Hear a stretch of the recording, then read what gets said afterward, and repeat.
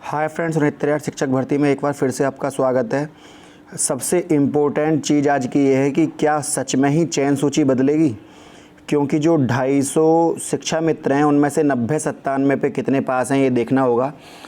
अगर हम 60 या 70 भी माने तो 60-70 इन और आउट का जो खेल है, इससे उन अभ्यर्थियों की सांसें फुला दी हैं जो बिल्कुल बॉर्डर लाइन पर हैं, और ये ऐसा होगा भी।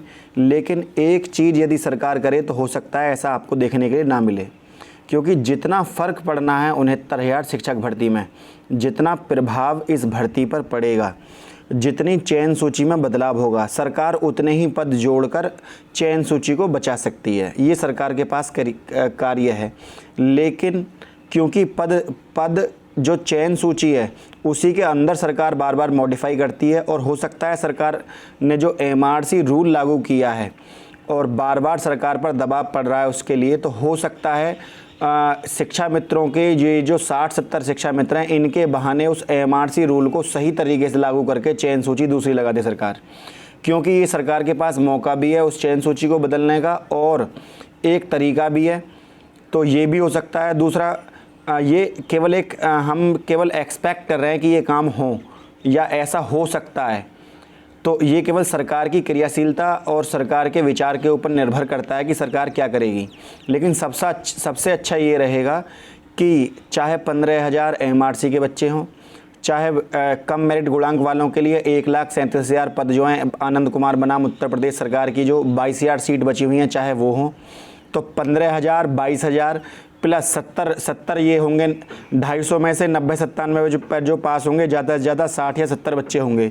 तो इन सभी पदों को जोड़कर सरकार सेकंड काउंसलिंग भी करा सकती है, जिससे जो प्रथम चयन सूची है उस पर कोई प्रभाव ना पड़े। सरकार को करना तो ये चाहिए। अब यदि सरकार MRC को लेकर दबाव में अगर आएगी तो हो सकता है वो पूरी चयन सूची को ही बदल दे। तो यहाँ पर ये चीज़ें हो सकती हैं, केवल एक एक्सपेक्ट है। लेकिन यदि सेकंड काउंसलिंग में इन कामों को सरकार करे पदों को जोड़कर, तो ज़्यादा अच्छा है, क्योंकि उससे चयन सूची के जो अभ्यर्थी हैं उनकी रातों की नींद नहीं उड़ेगी। लेकिन जैसे सरकार की क्रियाशीलता और यहाँ पर जो कार्य दिखाई दे रहा है, वो सीधा सीधा चयन सूची को बदलाव की ओर संकेत दे रहा है। बिल्कुल। उधर मैं आपको एक जो कोर्ट ऑर्डर आया है उसके बारे में बताना चाहूँगा EWS को लेकर। तो सबसे पहले हम देख लेते हैं high court of jurisdiction at Allahabad Lucknow bench. तो ये हाई कोर्ट का जो शशांक पांडे वाला केस है EWS को लेकर जो केस पड़ा हुआ था, ये उसका पिटिशनर हैं शीतला प्रसाद त्रिपाठी, रेस्पोंडेंट हैं CSE अजय कुमार।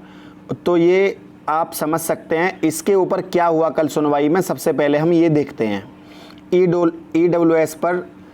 EWS किसको दिया जाता है। इकोनॉमिकल वीकर सेक्शन, आर्थिक रूप से जो पिछड़ा वर्ग है उनको, जो आर्थिक पिछड़े वर्ग हैं, मतलब अनरिजर्व कैटेगरी के जो बच्चे हैं जिनको किसी भी तरह की कोई जातिगत या किसी भी तरह की कोई छूट नहीं दी जाती है, तो वो जनरल कास्ट से बिलोंग करते हैं, उनको गरीबों को 10% आरक्षण ये दिया गया है।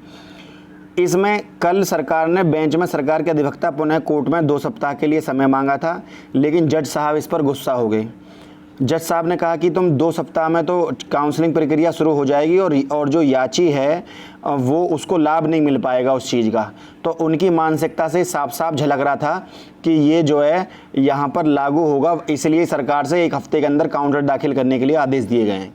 इस पर याचिकाकर्ताओं के वकील पिछले 4 सुनवाई पर सरकार द्वारा जानबूझकर देरी किए जाने और हर बार समय मांगने की बात बताई, क्योंकि पिछली 4 तारीख से ऐसा ही कर रही है सरकार।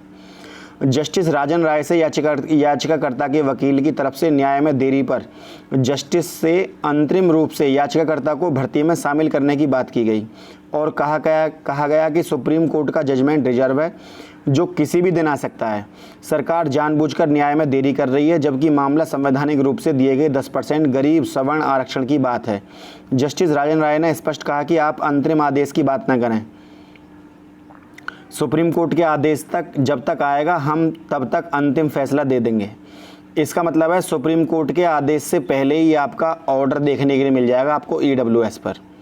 मतलब जज साहब ने, जो जस्टिस राजन राव हैं, उन्होंने साफ साफ कह दिया कि EWS यदि ये संवैधानिक चीज़ें हैं तो इनको लागू कराना न्यायपालिका का कार्य है और न्यायपालिका इनको लागू कराएगी। तो उन जो वकील हैं याचिकाकर्ता के, उनको फटकार लगाई कि आप चिंता ना करें, 1 हफ्ते के अंदर हम इस पर फैसला अपना सुना देंगे। इस प्रकार उन्होंने सरकार को सिर्फ 1 हफ्ते का समय दिया और काउंटर के लिए। फ़िलहाल तो इतने कम समय में 5 सुनवाई होना अपने आप में ये दिखाता है कि कोर्ट सख्त है, और तभी 3 दिन का वक्त, कभी 1 सप्ताह का वक्त दे रही है, वरना सिंगल बेंच में 1 माह बाद की डेट लगती है। मतलब सरकार ने इसके ऊपर तुरंत, जो जज साहब हैं उन्होंने 15 दिन में ही 5 सुनवाइयाँ करी हैं और 1 हफ्ते का समय दिया है, और मुझे लगता है ये अब इस बार फाइनल होगा, वरना सिंगल बेंच में 1 माह का जो डेट लगती है वो क्यों लगती। हम सभी EWS धारी 69,000 शिक्षक में अपना अधिकार लेकर रहेंगे, ये बात उनका कहना है। जो विनय प्रताप सिंह है, जिन्होंने एडवोकेट हैं उनके, जिन्होंने इस चीज़ को समक्ष रखा है। तो शशांक पांडे पिटिशनर है, उनका ये कहना है, उनकी ही ये पोस्ट है। इसके अलावा TGT PGT 2016 आपको पता होगा, इससे सेकंड काउंसलिंग को बिल्कुल फ़ायदा मिलने वाला है, क्योंकि 5 अगस्त से लेकर 11 सितंबर तक 5 अगस्त से लेकर 11 सितंबर तक यहाँ पर लगातार इंटरव्यू चलेंगे और काफ़ी अभ्यर्थी, 3 से 4 हज़ार अभ्यर्थी यहाँ पर नियुक्ति पा जाएंगे। तो जब 3 से 4 हज़ार सीटें यहाँ पर खाली होंगी तो उतना ही फ़ायदा सेकंड काउंसलिंग में जो अभ्यर्थी काउंसलिंग करने जाएंगे उनको फ़ायदा होगा, क्योंकि वो अपनी जॉब वहाँ पर। लेकिन कई बार ऐसा देखा जाता है कि इंटरव्यू में नियुक्ति पत्र नहीं मिल पाता, तो वही बच्चे वहाँ जाकर काउंसलिंग भी करा लेते हैं, और जब काउंसलिंग करा लेते हैं तो वो जब तक वो चयन सूची पूरी ना हो तब तक सरकार भर्ती करती है, और बाद में फिर वो उसका अपना रिज़ाइन देते हैं। तो ये चीज़ें गलत हैं।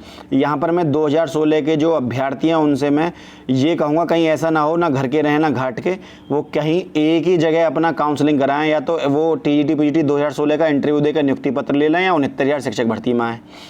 कई बार ऐसा होता है कि दोनों हाथों में लड्डू लेने के चक्कर में नौकरी हाथ से ना निकल जाए। तो ये चीज़ें वो ध्यान रखें। TGT PGT 2016 के स्थगित साक्षात्कार 5 अगस्त से हैं, लेकिन अब इसकी पहले 5 अगस्त से डेट 5 अगस्त से है और 11 सितंबर तक चलेंगे। पहले ये डेट चेंज कर दी गई थी 17 फरवरी से 5 अप्रैल तक।